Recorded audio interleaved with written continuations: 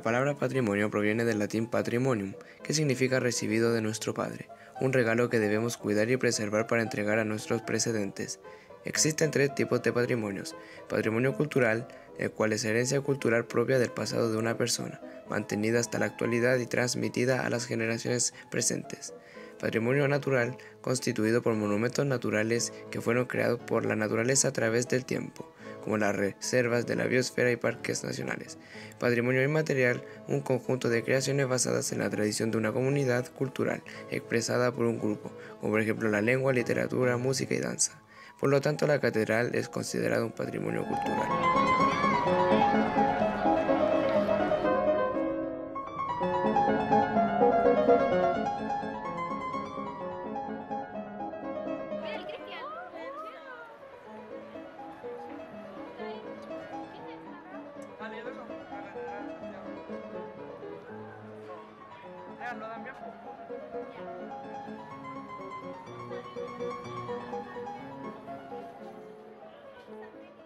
Erigida en 1561, al crearse el obispado y la consagrada a la Virgen de la Asunción, la Catedral de Santiago guarda los restos del primer cura de Santiago del Nuevo Extremo, Rodrigo González de Marmolejo, y de ilustres personajes como los hermanos Carrera y el ministro Diego Portales.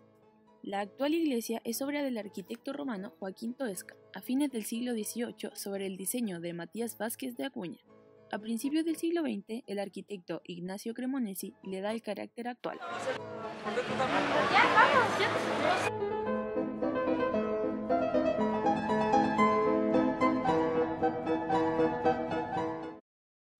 La iglesia fue construida entre 1748 y 1800 por los arquitectos Joaquín Toesca junto con Matías Vázquez de Acuña e Ignacio Cremonesi.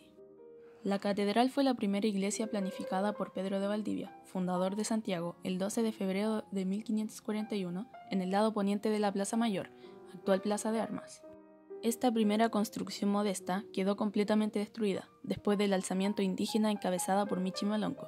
La catedral, emplazada presentemente en la Plaza de Armas, se remonta al año 1745, cuando el obispo González Marmolejo encargó la obra al constructor Matías Vázquez de Acuña, cuyos planos fueron ejecutados por los arquitectos bávaros Pedro Voll y Juan Hagen.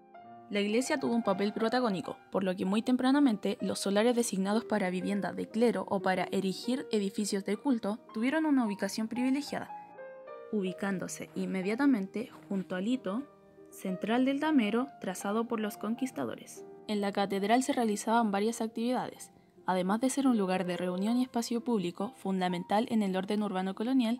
En ella se realizaban festividades religiosas, misas, oficios y otras actividades del año litúrgico eclesial.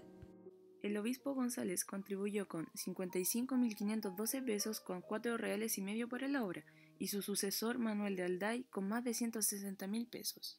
Para 1788, la corona había donado a regañadientes 97.994 pesos con 3 reales y medio.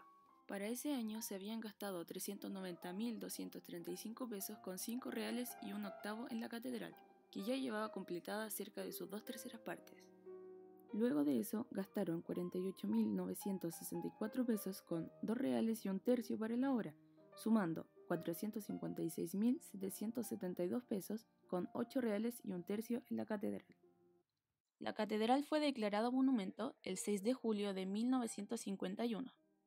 Uno de los cambios en la edificación fue a causa del incendio de la noche del 22 de diciembre de 1769, que destruyó la totalidad de la antigua catedral, probablemente a causa de haberse derramado sobre algún objeto combustible el aceite de la lámpara que alumbraba el Santísimo. En 1775, el obispo Manuel de Alday presidió su consagración. Solo 5 años más tarde, el prelado encomendó al arquitecto italiano Joaquín Toesca la ejecución de las fachadas de la catedral. Hacia 1830 el edificio estaba casi concluido y en 1840 el Papa Gregorio XVI lo convierte en catedral metropolitana, al elevar al rango arzobispal la sede de Santiago. En total, la obra se había demorado cerca de 80 años en ser finalizada y su costo ascendió a 600.000 pesos. Desde principios de 2005 a principios de 2006, el altar mayor del templo fue completamente remodelado, junto con la cripta arzobispal. Durante las excavaciones se encontraron los restos mortales del ministro Diego Portales, asesinado en 1837. En la cripta arzobispal descansan los restos mortales de todos los obispos y arzobispos de Santiago. Para el terremoto de febrero de 2010 existía un proyecto en fase de diseño para restaurar las fachadas norte y oriente y las torres. Databa de 2008, dirigido por la Dirección Regional de Arquitectura del MOP y había sido adjudicado al arquitecto Jaime Migone con un presupuesto de casi 86,5 millones de pesos. El objetivo era reparar daños exteriores causados por el clima, reparar grietas superficiales y ornamentos. Sin embargo, con el terremoto, las condiciones del edificio cambiaron. Aunque el daño no fue estructural, así quedó mucho material desprendido e inestable, tanto parte de la ornamentación exterior como en el interior.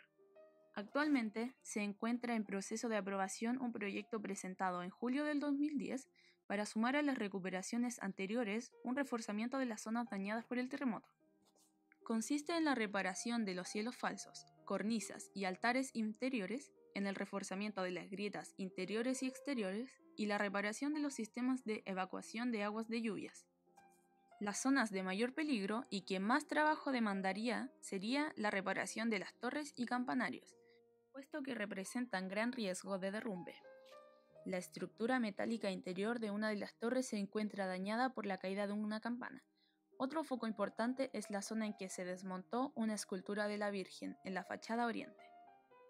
A pesar de que el monumento ha sufrido daños por diversos factores, este se encuentra en buen estado y conservación debido a las constantes renovaciones y restauraciones impulsadas en la actualidad por el MOP. Creemos que, si bien las restauraciones al monumento han sido positivas y han ayudado a conservar este lugar, también ha beneficiado la pérdida de la estructura principal de este proyecto, ya que se han modificado tanto la fachada como el interior, quedando escasamente vestigios de lo que era el monumento al comienzo de su construcción. El hombre ha logrado tener una cultura a través de los años que necesita manifestar y expresar para demostrar lo que es su historia.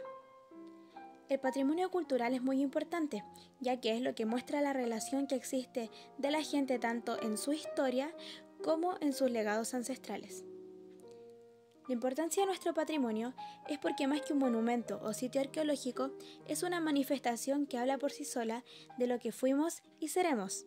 Nos permite saber cómo eran las costumbres y creencias de nuestros antepasados y el cuál es la herencia que ésta nos dejó. El patrimonio es parte de la riqueza de todos. El instrumento legal para la protección de nuestro patrimonio es la Ley 17.288, vigente desde 1970. Actualmente, existen diferentes instituciones o ministerios que se encargan de la mantención de los monumentos en general. Específicamente, para las restauraciones de la catedral se han impulsado proyectos en su mayoría financiados por el Estado para ayudar a la conservación de este. Aún así, nosotros como chilenos tenemos el trabajo de no dañar, destruir ni ensuciar nuestro patrimonio nacional. ¿Por qué es importante cuidarlo y respetarlo? En la sociedad actual, donde la construcción avanza a pasos agigantados y los desastres naturales no quedan atrás, nos debemos ver en la necesidad de proteger nuestro patrimonio, ya que es un recurso intocable e irreemplazable de un pueblo.